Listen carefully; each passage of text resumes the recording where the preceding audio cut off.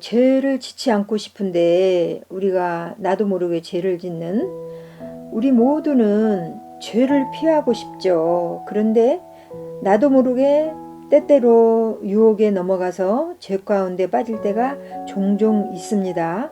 여러분은 어떻습니까? 여러분을 자주 공경에 빠뜨리는 유혹은 어떤 것들이 있나요? 그것을 피하기 위한 하나님의 방법은 어떤 것들이 있다고 생각하십니까? 타락한 인간의 본성은 죄성이 있어서 인간 모두에게 죄성이 있죠.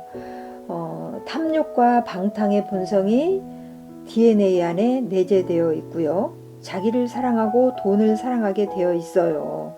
지금 저는 죄성에 대해서 나열하고 있습니다.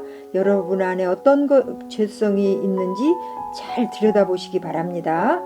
비난하고 비판하고 수근수근거리고 사람을 왕따시키고 미워하고 질투하고 시기하고 분내고 증오하고 교만하고 분쟁하고 싸우고 네 편 내 편 당을 만들고 분열하고 방탕하고 술취하고 불경건하고 음란하고 불륜을 하죠.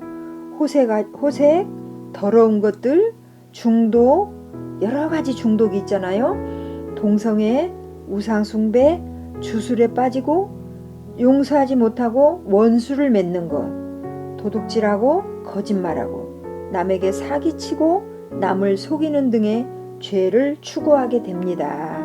그러니까 인간의 죄성이 이렇다는 거예요. 누구에게나 이런 죄성이 있다는 거죠. 그래서 성경은 이런 죄를 행하는 자들은 하나님의 나라를 유업으로 받지 못할 것이요. 갈라디아서에 기록되어 있죠. 여러분을 자주 이렇게 공경에 빠뜨리는 유혹은 어떤 것들입니까? 사단은 그 유혹을 통해서 우리를 죄짓게 하고요. 죄로 인해서 인간의 취약점을 부추기고 집요하게 공격해서 우리를 그 파탄에 빠뜨리고 우리의 영혼과 생명을 사냥합니다. 그래서 사람들은 누구나 삶이 불행하고 고통스러우며 결국 모두 다 지옥으로 가게 될 운명인 거죠. 우리를 죄성과 유혹에 빠뜨려서 결국 지옥으로 몰아가려는 사단의 정체를 알아차려야 우리가 이 죄에서 해방될 수 있죠. 악한 영들이 우리를 고통의 늪에 빠뜨리는 것은 우리가 지은 죄를 집중적으로 공격하기 때문입니다. 그러면 이 죄의 유혹에서 어떻게 이겨낼 수 있을까요? 성숙한 신앙이란 죄를 짓지 않는 게 아니라 죄를 짓더라도 예민하게 자각하는 것이며 죄로부터 돌이키는 시간이 점점 짧아지는 거죠. 이러한 사람이 성숙하다는 거죠.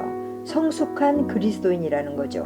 우리는 온전한 존재가 아니기 때문에 완전 무결할 수 없어요. 다만 죄를 지었을 때 죄를 묵상할 게 아니라 하나님께 집중하고 하나님을 묵상해야 합니다. 자꾸 죄를 짓는 거에 대해서 곱씹고 묵상하면 죄책감으로 하나님과 점점 멀어지게 되죠. 죄를 곧바로 시인하고 회개하고 자복하는 길이 가장 빨리 회복되는 길입니다. 다음은 제가 신앙생활 하면서 유혹을 이겨냈던 방법이에요. 예를 들어 누군가를 용서해야 되는데 도저히 용서가 안 될 때가 있었거든요. 제 안에 계신 성령님께 정직하게 털어놨어요. 이 부분에 대해서 정직하게 털어놓고 도움을 청합니다. 이렇게 기도했죠. 하나님이 영희를 용서하라 하시는데 도저히 용서가 안 돼요. 하나님 나를 도와주세요. 용서할 수 있는 마음을 부어주세요. 도저히 용서가 안 되지만 저에게 용서하라고 하시니 용서하기로 선포합니다. 그러니까 용서가 안 되니까 하나님 제가 그 사람을 용서합니다. 이게 안 되더라고요. 그래서 제가 일단은 선포했어요. 용서하기로 선포합니다. 왜냐하면 마귀에게 자꾸만 기회를 주는 것 같아서 이렇게 선포하고 나갔어요. 그리고 이렇게 악한 영에게 대적했죠. 나를 용서하지 못하게 묻고 있는 악한 영아 나에게서 떠날지어다.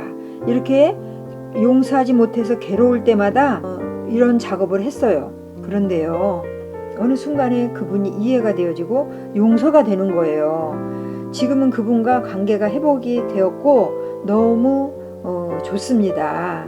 이렇게 여러분의 죄가 생각이 나면 하나님께 정직하게 털어놓으세요. 그리고 죄를 시인하시고 회개하고 자복하면 아들 예수를 십자가에 내어주시기까지 사랑하신 사랑의 하나님은 어떤 죄든 여러분을 용서하시는 하나님이십니다.